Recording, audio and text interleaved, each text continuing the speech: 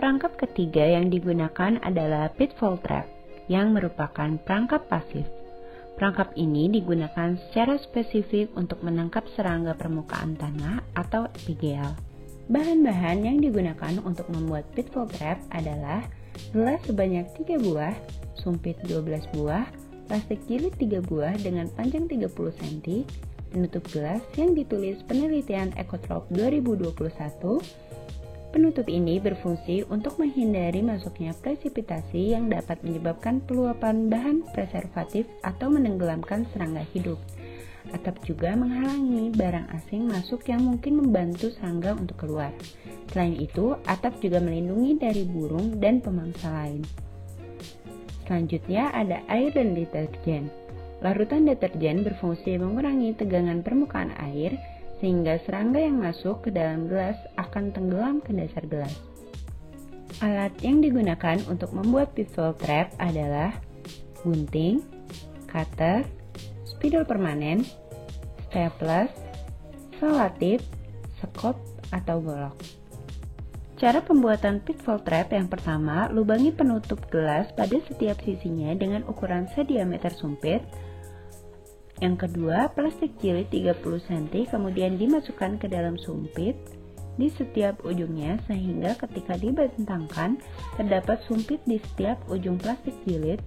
Lakukan itu untuk dua plastik jilid lainnya. Masukkan sumpit yang sudah ditempelkan ke plastik jilid ke setiap dua sisi dari masing-masing penutup gelas.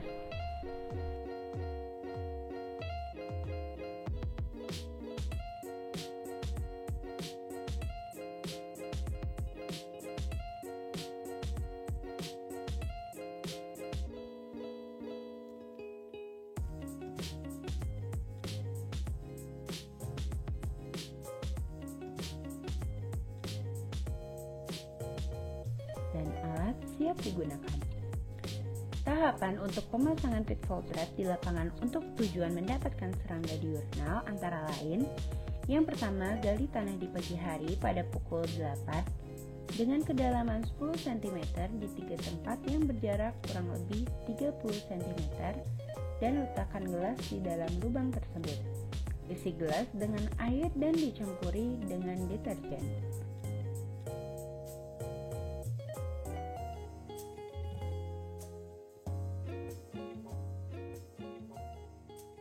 Letakkan sumpit yang telah disambung plastik mica dan atap yang telah dipersiapkan di atas gelas dan kondisikan hingga rapih dan sejajar.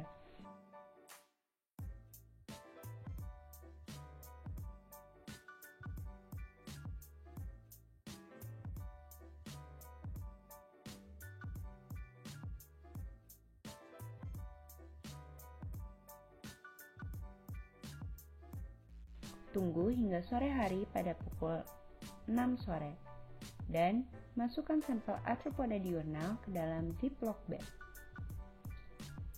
Arthropoda yang telah dikoleksi langsung diidentifikasi dan dicatat di tally sheet.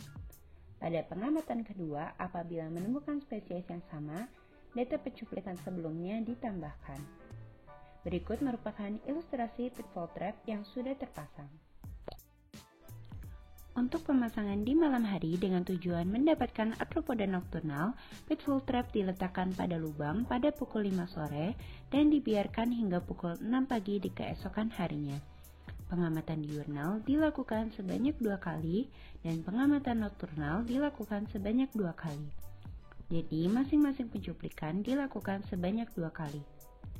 Setelah serangga sudah didapatkan, segera ambil serangga dari gelas dan bersihkan dari deterjen. Macroinvertebrata merupakan kelompok hewan tidak bertulang belakang yang bisa dilihat dengan mata biasa dengan lebar tubuh lebih dari 0,5 cm. Contoh macroinvertebrata adalah cacing tanah, moluska, dan macroarthropoda.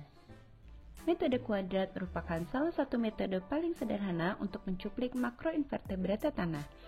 Prinsip bekerja dari metode kuadrat adalah mengambil sejumlah tanah dengan luas area kuadrat dan volume yang telah diketahui. Kemudian memilah spesimen dengan tangan atau teknik ekstraksi lainnya dan mengawetkan spesimen untuk diidentifikasi di laboratorium. Ukuran kuadrat tanah yang dicuplik bervariasi sesuai kebutuhan. Untuk pengukuran populasi invertebrata yang hidup di dekat permukaan tanah, biasanya dilakukan ukuran kuadrat 0,3 x 10⁻⁻1 meter kuadrat dengan kedalaman 10 cm.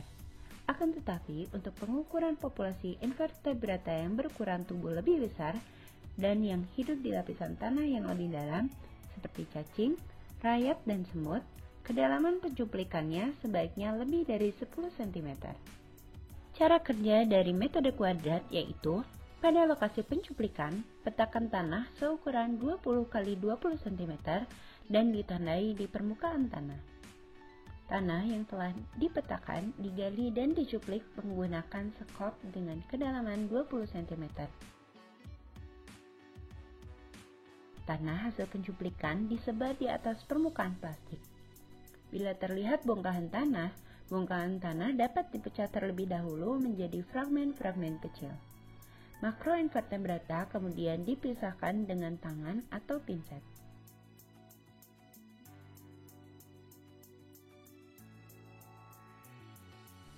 Pemilahan invertebrata kecil dilakukan dengan mencelupkan fragmen-fragmen tanah dalam wadah berisi air dan diaduk. Invertebrata akan mengapung di permukaan air dan dapat dicuplik dengan kuas.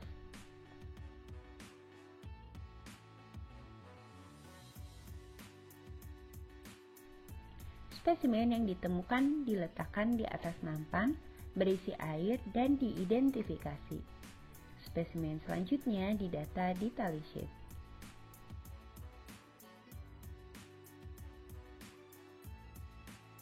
Demikianlah video praktikum mengenai arthropoda dan makrofauna tanah. Terima kasih atas perhatiannya. Selamat praktikum.